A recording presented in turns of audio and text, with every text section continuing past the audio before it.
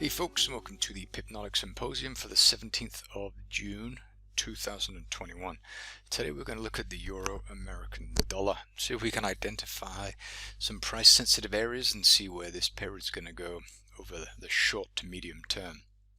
So if we start here on the monthly chart, just so we have a macro view, there are a couple of things going on here. What I'm seeing when I look at this is I'm seeing that it's going to draw using this where we had something in here which we can't see what it is on this time frame, which was tested a couple of times. This area moved through it, so the slingshot was here, price set on that, we removed it, and so there's something in here. Okay, this was tested several times and now it's gone, and so now we are looking for the area that removed this one here, and you can see that we can't really see on this chart, but there's probably something down here without really being able to see the details of the move. Okay, so that's what we have. So we do also have this. We had a significant low. We probably had divergence on the bigger time frames here. Sorry, on the asset strength histogram here. And then we can see that we moved above this supply. We formed a new base. We tested this monthly demand, and we're starting to challenge the highs here. Okay. Just here, and this isn't supply, this is a reaction to supply, the supply being here, and this here is the area of supply, because this is the origin of the price move that moved below the area of demand that is somewhere over here. Okay, so the supply, the parent child, supply, a reaction to it. Okay, so we have a long-term bullish stance on the Euro American dollar. That doesn't mean that we can't sell. That just means that over the course of the coming months and years, we'll probably see the flows move more into the euro than into the American dollar. And this also fundamentally makes sense because of what's going on in the US with the hyperinflation and the printing of money and all of these other factors that are having a negative effect, or will begin to have a negative effect. We're seeing this already now, where we're seeing these spikes in inflation. So yeah, longer term, it's maybe not looking so good for the American dollar. Okay, so let's have a look at the weekly chart and see if we can make more sense of this. We'll zoom out a little bit. Okay, so here trying to do the same thing. So we had this area here, it was tested. We have this one here, just here, you see this here, price went up to it, we came down, we rallied, we accumulated here, and then we moved through it. So the origin of the move that removed this is here. This is much further below price.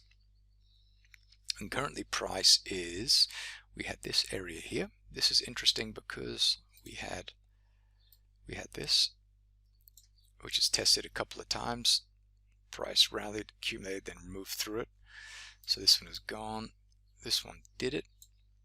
This is where price came to, and now we're looking to move down here and maybe higher. So we don't know. This would be a second test of this area of weekly demand. And due to the fact that price actually went through it, if we zoom in, you can see that price went through it. We might continue to move through it, but we do have an upward sloping trend line. So we might test the areas here and continue high, but this is the area that I like very much. When price moves down to this one here, this is when we're going to see the longer term continuation higher, but this is many months in the future. Okay, so if we have another look on the daily chart and we look at where we're going, considering the fact that we are reacting at this child, we did not manage to move above this high, and we had huge rejection. We're probably going to see some shorter term bearish price movement here. So looking to buy lower or sell. And if we look at what's going on just here, notice we do have a couple of things going on.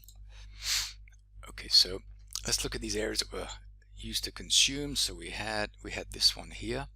When price left here, we moved below this, which was tested, so that's gone. So this is the one that did it. Okay, and now this one is gone. And which one did it? Well, this is a price movement that caused price to go above it. slingshot was pulled back.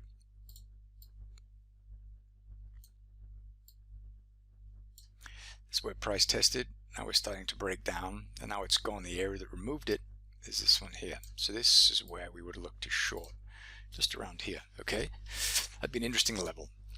And where would we buy it back? We would buy it back, depending if price manages to feed into this before. This within interesting spots to get out. Just here. Looking lower. Okay, so this is, if we use our boxing, the buy side is from here to here. The sell side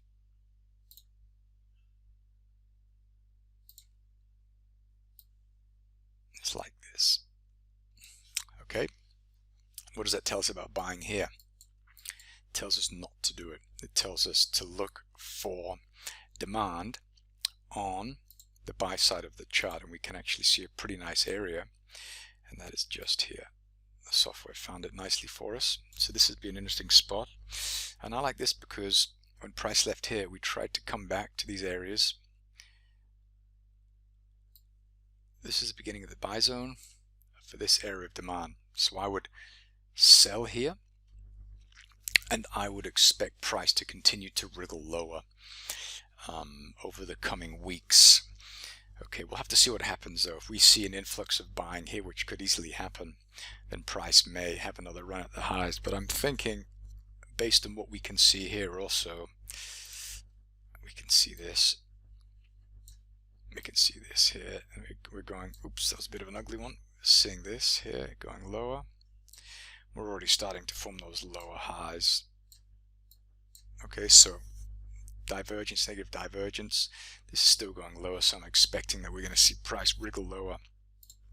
And so I would be keen to sell from up there. Right there.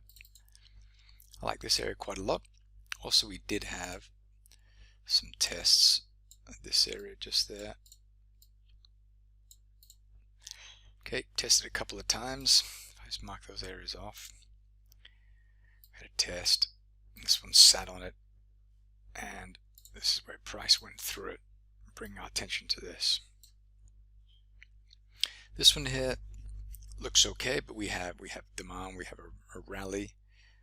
So we have parent, we have child, but this is just not that attractive because when price left here, it came back immediately. When price left, it did manage to hold away, so this could give us some support. Alternatively, we have this one down here, which I like a little better. Just here, but we do have this. This one is still playable. Okay, so that's what we have for those two.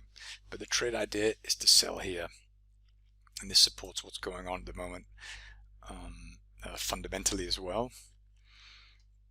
We have a pretty strong dollar for the time being. We spoke about the American dollar, Swiss franc a couple of weeks ago, saying that we would likely see the American dollar strengthen at least relative to the Swiss franc, but we're seeing this actually across the board now. And so this is obviously going to bring the American dollars lower. So they're going to be trading lower relative to the American dollar. Okay. Yes, that's what we have there. So we've got that. Let's have a look on the smaller time frames on the 4-hour chart. What do we have? So we have an area that was tested. It was removed. I just use this tool here. It's, I'll do this one. So this area here, it was tested, then it was removed. The area that removed it is this one here. You see how price came down, slingshot was pulled back, and then it removed it right there. Price tested it, and now we're starting to break lower. We'll do the same thing here. We have this one here, which was tested.